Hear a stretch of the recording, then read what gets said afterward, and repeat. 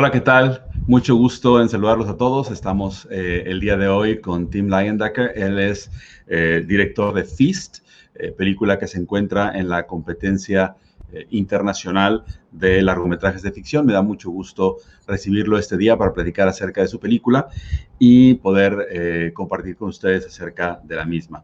Good morning, Tim. Good afternoon in the Netherlands. Great having you here at the Monterrey International Film Festival for Feast's premiere in Mexico. We're very happy to have it in our selection of films, and we're very happy to have this opportunity to talk to you and explore a little bit behind your film. So thank you very much for chatting with us this morning. Sure. The pleasure is all mine. So yeah, thanks for having me. I just realized it's the first screening out of Europe. I mean, if you count Moscow as Europe, which is I think it is, feels even more international than the other screenings. Nice. Well, that's great. That's fantastic. Your film premiered at the International Film Festival of Rotterdam, right, in February. Yes. And since then, it's had showings in different festivals, and it's a very controversial film sometimes because it explores one single event from 7 different perspectives, and those perspectives don't necessarily agree one with the other. But in the end, you have this multi-perspective view of that incident. We're talking about a very infamous incident that occurred in 2007, was it right?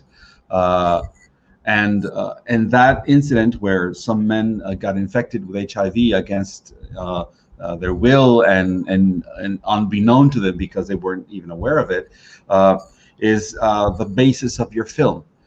How did you decide to explore this specific subject, this specific incident, and bring it to life in a film? Yeah, so when I first heard about it, like most people, I guess, in the Netherlands, I was very shocked about it.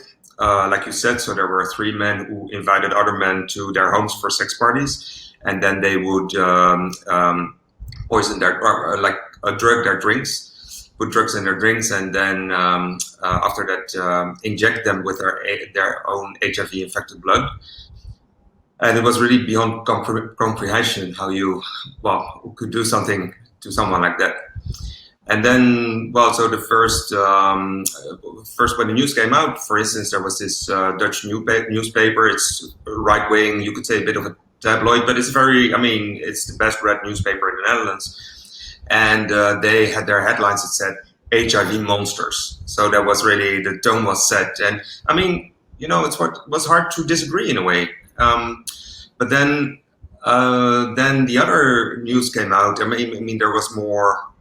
There were other papers, of course, publishing about this. And then, for instance, I read about those 3, and I read that they really had very regular jobs. So one was a nurse, the other one is a bartender, and the other one is an account manager for an energy company. And it's very simple, but when you read about this, you know that you cannot have a monster nursing someone. There's always, and in a way, it's very obvious, but still this banality of evil, this idea that these people were not monsters, they were people, made it for me interesting to investigate what that was. Yeah.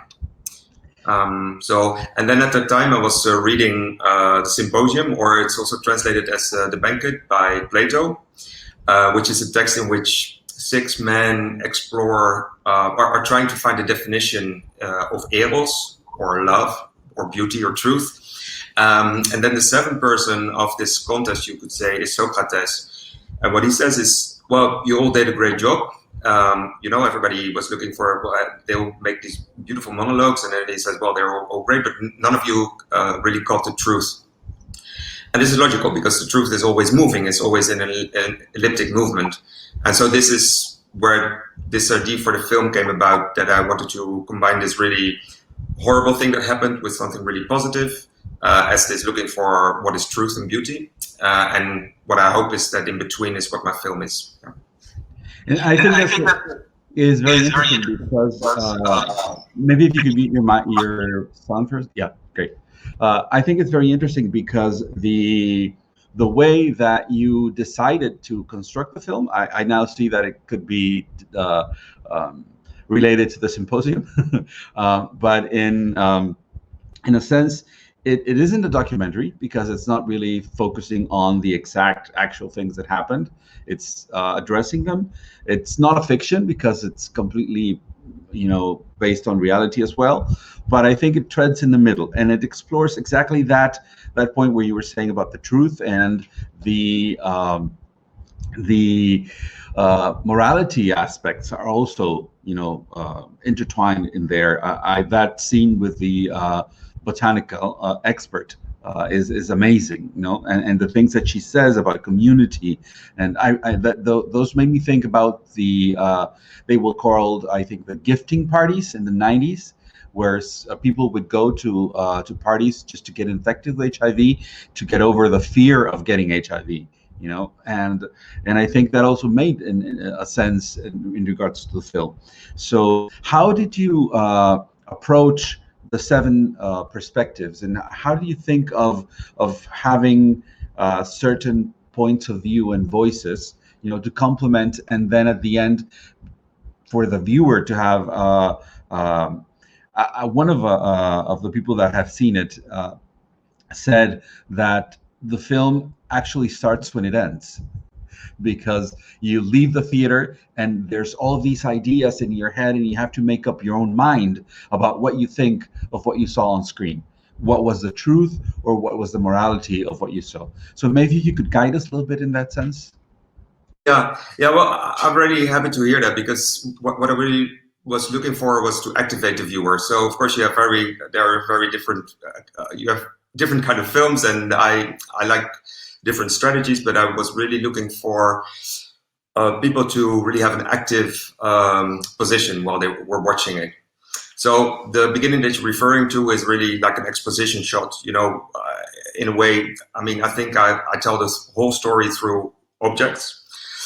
And what I hope is that you take this first sequence, which is very graphical, and that it resonates throughout the whole film with you. So, and what I also hope, because I show a lot, but at the same time, I don't show anything, and what I hope is what happens then is that people really build up a relationship to their own morality and to their own thoughts and memories. I really wanted to give a lot of space to think throughout the film. I also think it's a film, and I don't say this for commercial purposes, but a film that you can see more than one time.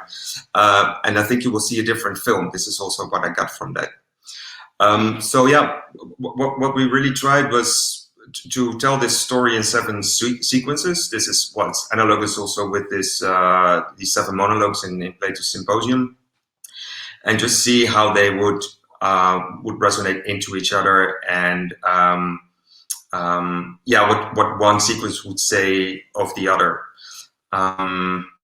Yeah, I don't know if that answers your question, but yeah, it does. It does, and it moves me to think if maybe the resounding element of all this would be love. In the sense that these men did not do this because they were monsters necessarily. They did it because of shame, like it said in one point, or they did it because of fear, and maybe they did it out of need for love and another, maybe a twisted understanding of love. But in the end, I think that it subsides the film, because we see, for example, the scene where the victim is interviewed, because he doesn't see himself as a victim until he's told he's a victim, or the scene where the same perpetrators see themselves, at the party, or all these confrontations are somewhere seated in these feelings that maybe there's not love in the film that is obvious, like but it's subsiding. I don't know if you could talk about that. Yeah. Well, to be honest, it's for me it's one of the most controversial things for me personally, because what I did, so I co-wrote the script with a theater playwright and director, also someone that I've been admiring for a very long time, Geert-Jan Reinders. And one of the first things that we said we said, well, let's just suppose that all these atrocities, all these things, these awful things that happened there, came from the idea to wanting to be close to each other, which is what sex also is, right?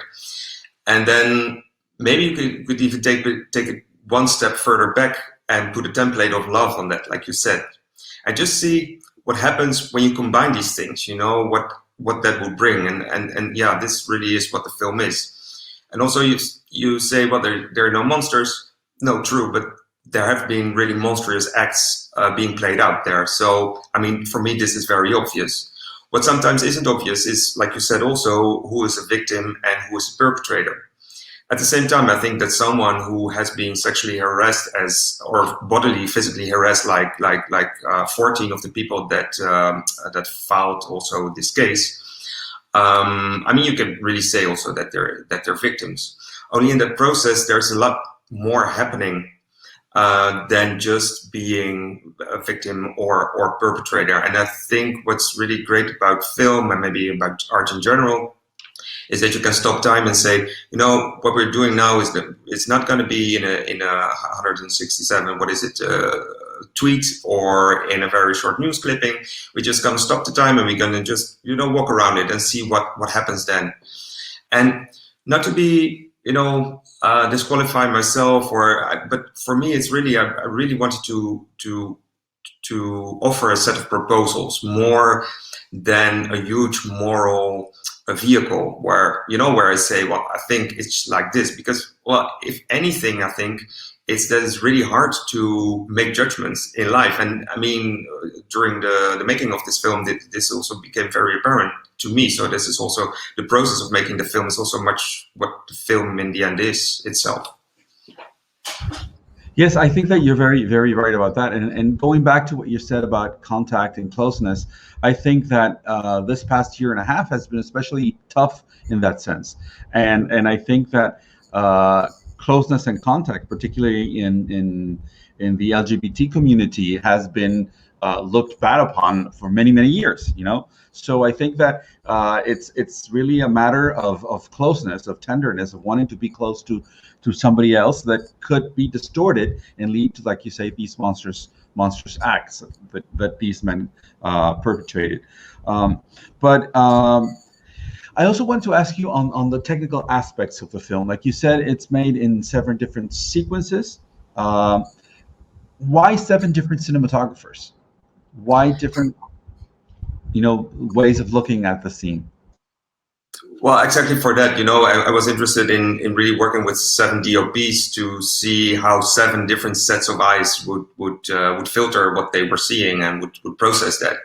And not only, without me asking, but I mean, there's so many possibilities in using cameras and lenses, etc. So nobody had the same set of devices. So it's really 7 ways of looking in a very literal sense. But I like that that it's not just a conceptual idea, but really you have 7 people that I also have talked about this film, that we have negotiated.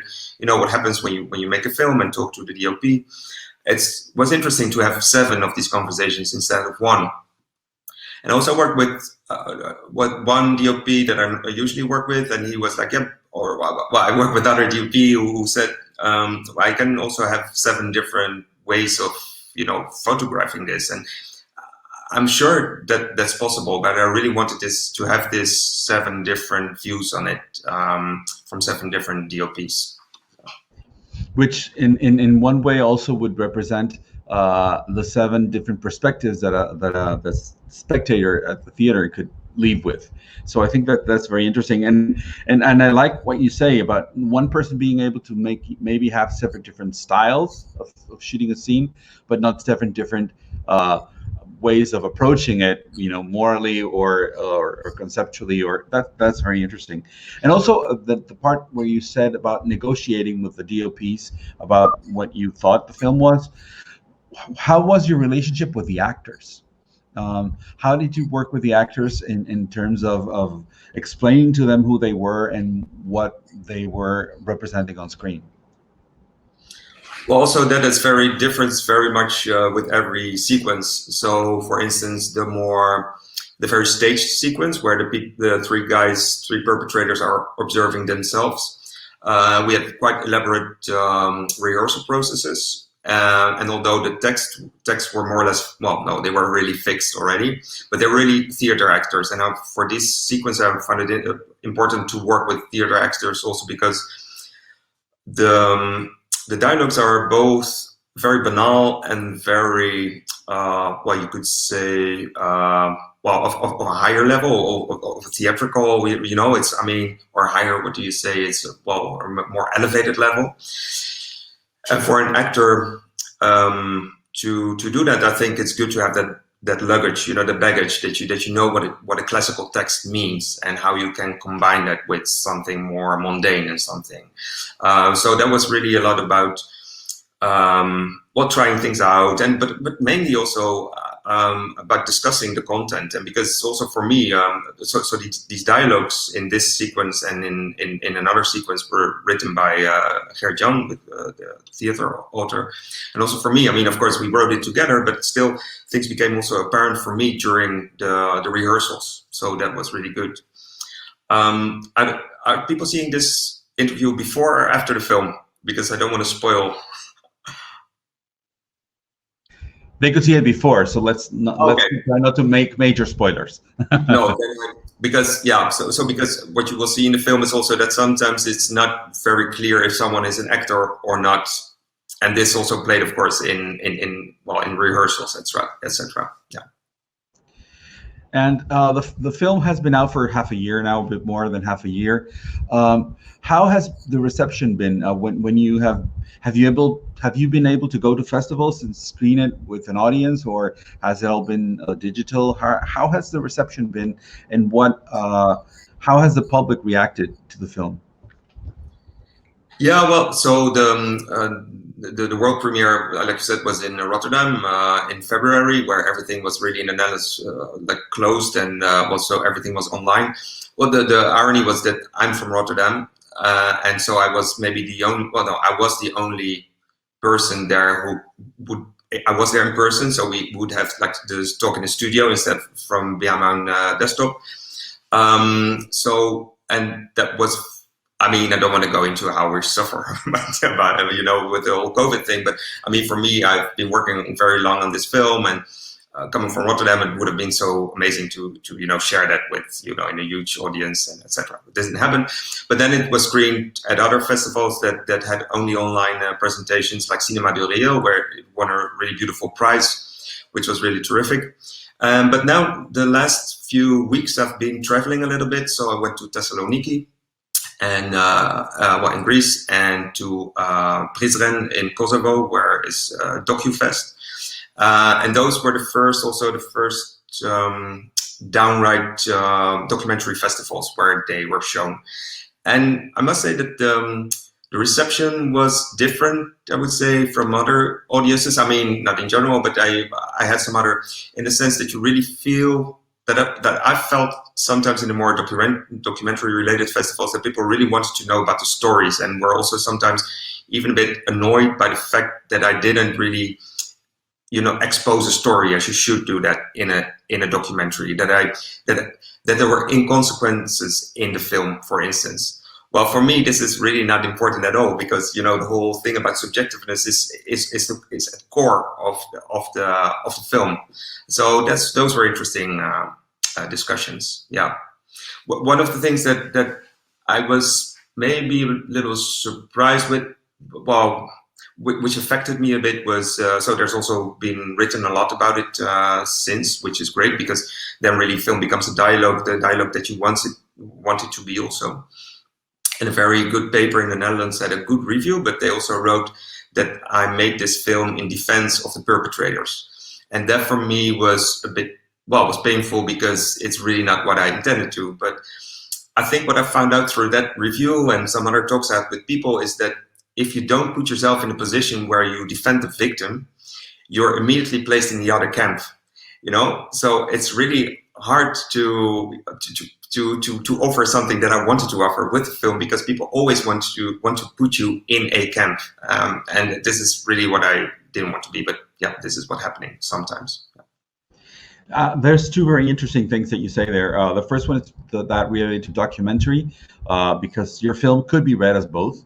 In a sense, it's a document about something that happened, and it's fictionalized in another way. So in our festival, for example, it's in the fiction category, and that leads to that other situation, because it is a film where you could get confused if you don't really step out and see, okay, it's 7 different perspectives. Why do you choose that one? And I think that is important to let our audiences know that the position that you choose is not necessarily the only position that the film provides. And in a sense, I also think about it when an actor has to play somebody that is evil. It doesn't really mean that the actor is, in favor of evil. He or she has to be in that position and has to believe that what that evil person is doing is right. Because if he or she doesn't do that, it doesn't really work. Mm-hmm. So in the sense, the film had to go into that area and explore that area, because if it didn't, it wouldn't work. I don't know if you agree with me. No, but in a way, it's quite ridiculous to say, like, what almost happens sometimes is that people say, well, the film is the filmmaker, which is of course not the case. At the same time, I also understand that, because most films are the filmmaker's positions and ideas, and in a way, also Feast is my idea. It's just, my idea about thinking about truth. Only I think what people tend to confuse sometimes is that it's not about this thing that happened in real life. It's really more on a meta level. It's like it's a film about looking at things, and then maybe also moralizing things. But my morality is not the starting point of the film. And I think for most films, be it fiction films, as indeed this film is positions also, or documentary films, I think a lot of people take this position very clearly. And because of this heritage, you could say this is also what people expect when they look at this film. Yeah. Yeah, I think you're right, because we have been trained by the other films that we have seen that we have to leave the theater with a message that we take home. And exactly. Here the message, I think, is look at the film, think for yourself, try to discover what the truth is. Exactly. What your truth is regarding to this subject. So I think and also not regarding to the subject, and this is what I meant earlier with activating the viewer. It's not so much about what do I think, not just about what do I think of the case, but also what am I looking at, what am I seeing? Why does something appear to be more authentic than something else? What does that mean? I think that there's a lot to explore there. And even as a filmmaker, or someone who's maybe a little bit more critical wants to be more critical when it comes to, for instance, a documentary film, I also still have these things. When I watch a documentary and I see footage that's, for instance, I was just watching a film and there was some VHS footage in it, and I immediately felt that this was more authentic than the HD footage that was also in it. There's small things, but that's happening all the time, and I think that's interesting. Yes, because a film shows us something that we might take for truth, which is not necessarily, or most of the time, is not the truth, because film is an artifice, and we build it, and it's built by our subconscious and our consciousness and our ideas and our baggage, and we decide to make things in a certain way. So in that sense, if we could go beyond the case that is presented in Feast, it would be like a cry to say, look at all the films that you see, at all the news that you see, at all the stuff that's out there on the internet, and step back and think about what could the truth be behind what you're looking at. So I think that it pushes us in a direction where it teaches us to think about truth, in a sense. So I think that's fantastic. So one final question before we wrap it up.